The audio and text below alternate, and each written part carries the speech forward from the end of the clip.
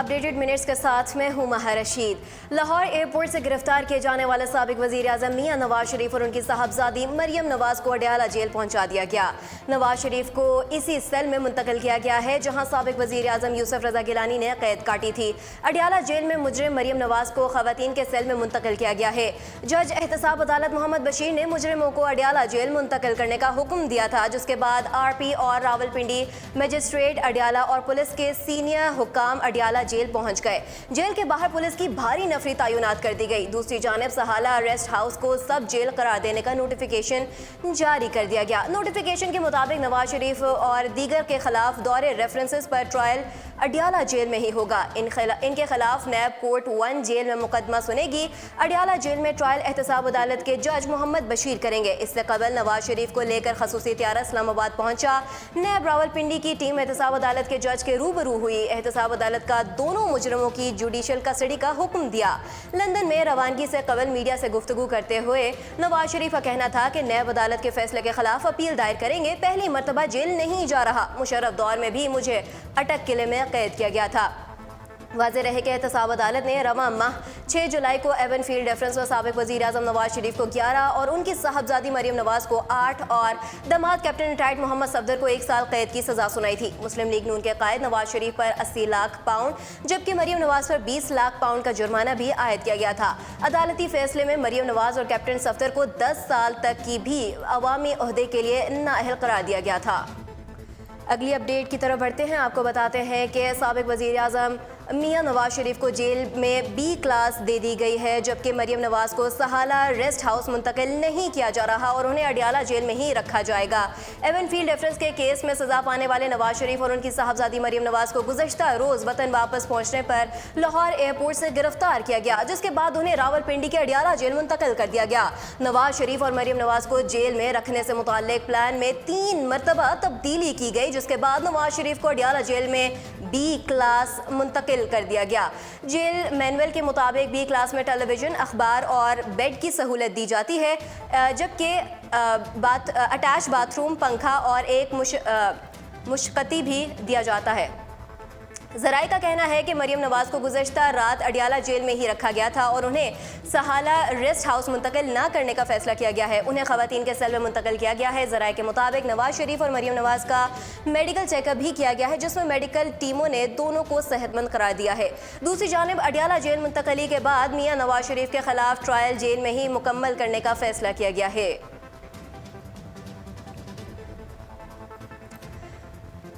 Avon field reference में सजा याफ्ता साबिक वज़ीर आज़म नवाज शरीफ को अडियाला जेल में अंडा, पराठा और चाय की पेशकश की गई, ताहम उन्होंने सिर्फ चाय पी, साथ कुछ अद्वियात इस्तेमाल की।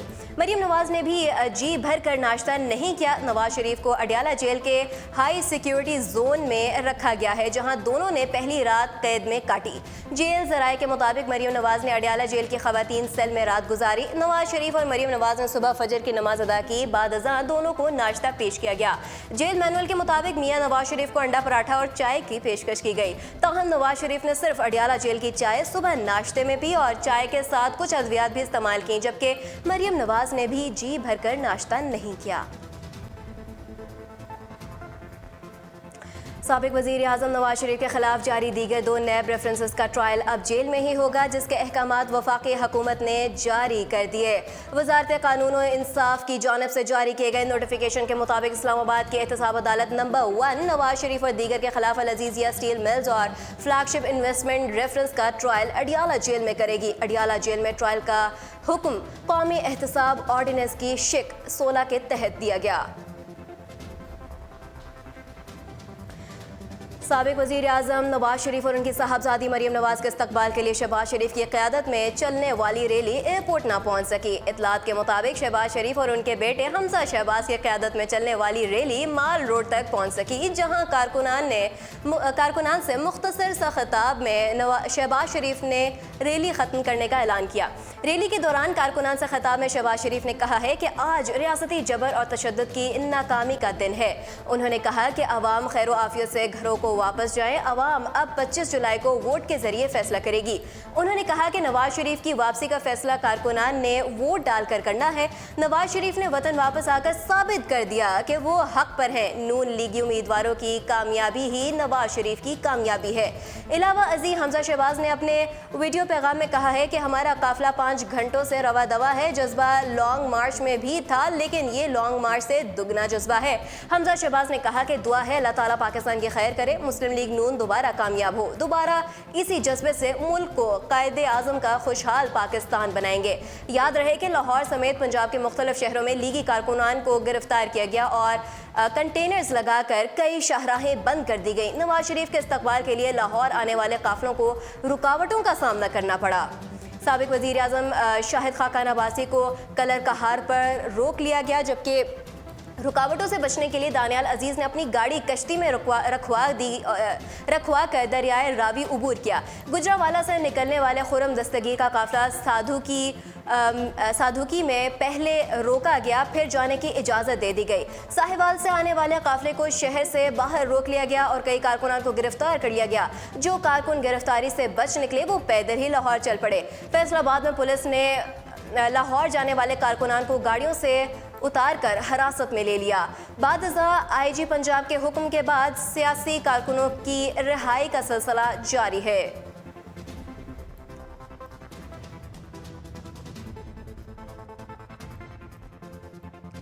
चीफ जस्टिस ने रिमार्क्स दिए हैं कि आज हर पैदा होने वाला बच्चा 1,17,000 का मकरूज है। हमने अपनी 5 नस्लों को मकरूज कर लिया है। डैम्स और पानी वाले मसले के बाद कर्जों वाला काम शुरू करेंगे। ख्याल रहे कि चीफ जस्टिस ऑफ पाकिस्तान ने मुल्क में 2 डैम्स द्यामर भाषा डैम और मेहमन डैम की तामीर के अहकाम जारी कर रखे हैं।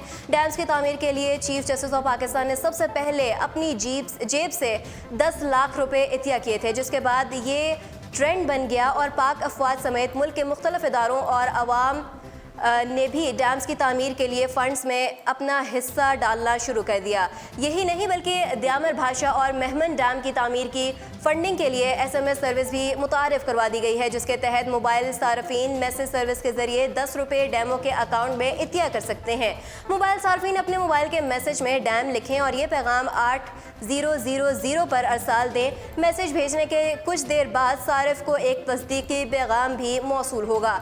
द्यामर भाषा डैम और मेहमन डैम की तामीर के लिए बैंक अकाउंट्स मुख्तस किए गए हैं, जिसमें इतिये की रकम जमा करवाई जा सकती है। इस बैंक अकाउंट का टाइटल द्यामर भाषा और मेहमन डैम फंड 2018 रखा गया है और अकाउंट नंबर स्क्रीन पर चल रहा है, जबकि IB नंबर भी मौजूद होगा स्क्रीन पर।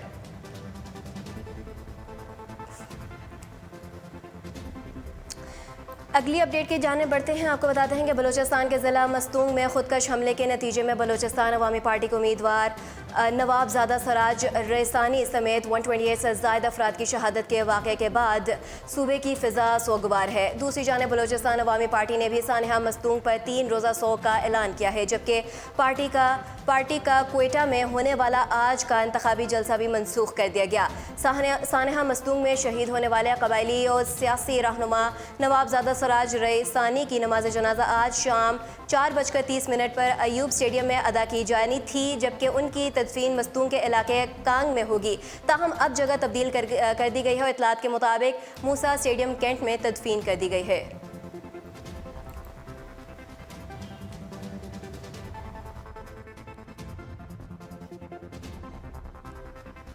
मुल्क भर में एक मरतबा फिर से दहशतगर्दी की लहर दौड़ गई है, जिसने अवाम में खौफ व हरास मुब्तला कर दिया है।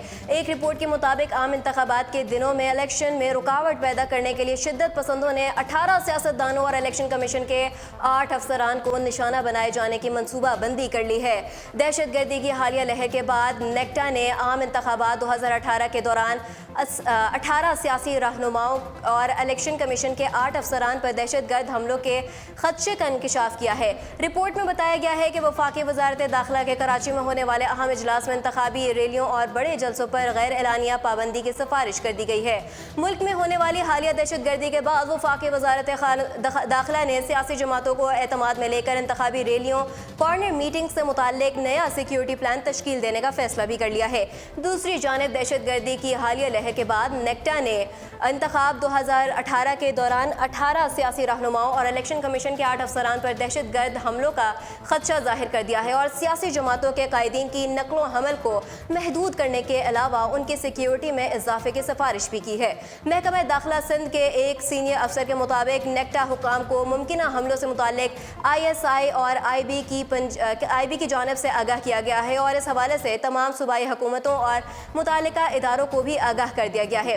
नेक्टा हुकाम के मुताबिक इलेक्शन के दौरान 12 आम और 6 मखसूस सियासी शख्सियात के लिए थ्रेट अलर्ट मौसूल हुई है। दहशत गर्दी की जानिब से सियासी जमातों की टॉप लीडरशिप को निशाना बनाया जा सकता है। इसके अलावा इलेक्शन कमीशन ऑफ पाकिस्तान के 8 अफसरान पर भी दहशत गर्द हमलों का खदशा जाहिर करते हुए उनकी सिक्योरिटी में इजाफे की सिफारिश की गई है, जिनमें बलूचिस्तान और सिंध से ताल्लुक़ रखने वाले इलेक्शन कमीशन के अफसरान भी शामिल हैं।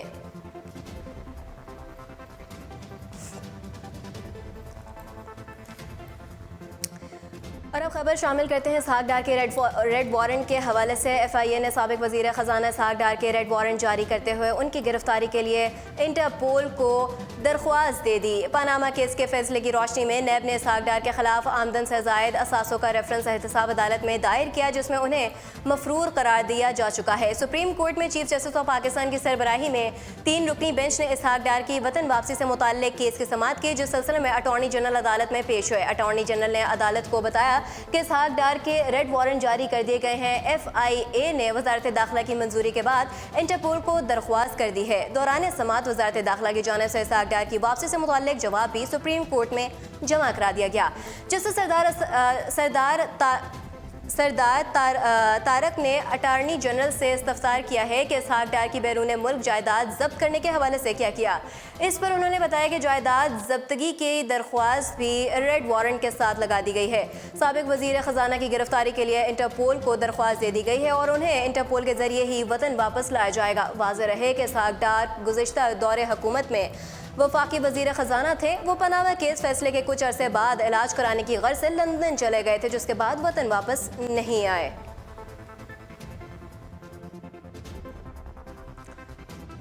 इलेक्शन कमीशन का पोलिंग डे पर बिला तातुल बिजली की फराहमी के लिए खतूत जारी। इलेक्शन कमीशन ऑफ पाकिस्तान ने पोलिंग डे पर बिला तातुल बिजली की फराहमी के लिए सेक्रेटरी पावर डिवीजन को ख़त लिख दिया है। इलेक्शन कमीशन की जानिब से लिखे गए ख़त के मुताबिक 25 जुलाई को सुबह 8 से 6 बजे तक पोलिंग होगी, जिसके फ़ौरन बाद गिनती का अमल शुरू किया जाएगा। इलेक्शन कमीशन ने 25 और 26 जुलाई को बिजली की फराहमी की हिदायत करते हुए ख़त में कहा है कि इंतखाबी अमल को हमवार बनाने के लिए बिजली की बिला तातुल फराहमी मुमकिन बनाई जाएगी। वाज़ेह रहे कि इलेक्शन कमीशन ने आम इंतखाबात की वजह से 25 जुलाई को मुल्क भर में आम तातुल का ऐलान कर रखा है।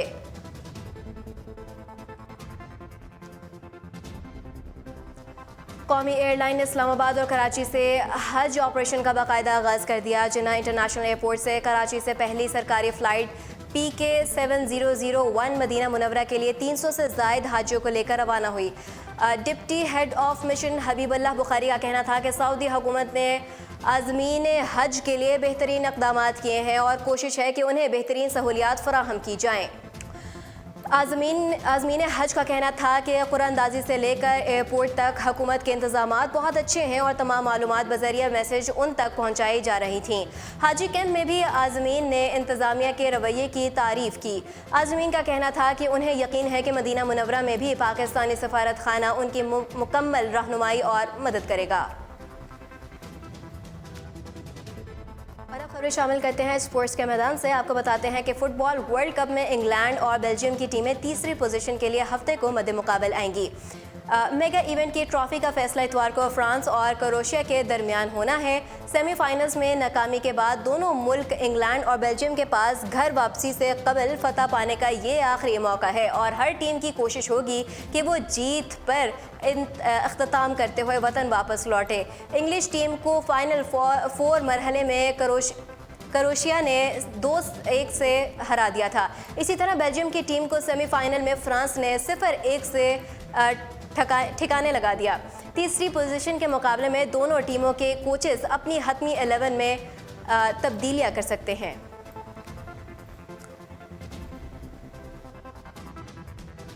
और इख्तितामी में हमारे पास एक दिलचस्प सी खबर है, आपको बताते हैं कि मलका विक्टोरिया की बोयर जंग के सिपाहियों को भेजी गई एक बग़ैर खुली चॉकलेट आज आप भी ख़रीद सकते हैं। ये चॉकलेट एक अलमारी में पाई गई थी। एक पेंशन याफ्ता खातून ने मलका के इस तोहफे को संभाल कर रखा हुआ था। इस खातून ने 25 साल पहले अपनी दुकान बंद की तो इसे बॉक्स में रख लिया। हडसन स्कॉट ने इस चॉकलेट को 1900 में बनाया था। ये चॉकलेट जंग बोयर में सिपाहियों को भेजी गई थी। हडसन स्कॉट ने पहले इस चॉकलेट को बगैर किसी नाम के पैक किया था, लेकिन मलका चाहती थी कि सिपाहियों को चॉकलेट के बरतानिया से भेजे जाने का मालूम हो, इसलिए कुछ चॉकलेट ब्रांड के साथ पैक की गई थी। इस चॉकलेट को एक नीलामी में फ़रोख्त किया जाएगा। ये थी हमारे आज के दिन की अहम तरीन खबरें। मज़ीद खबरों और अपडेट्स के लिए आप विजिट कर सकते हैं हमारी वेबसाइट rituppoint.com। फ़िलहाल मुझे दीजिए इजाज़त। अल्लाह निगहबान।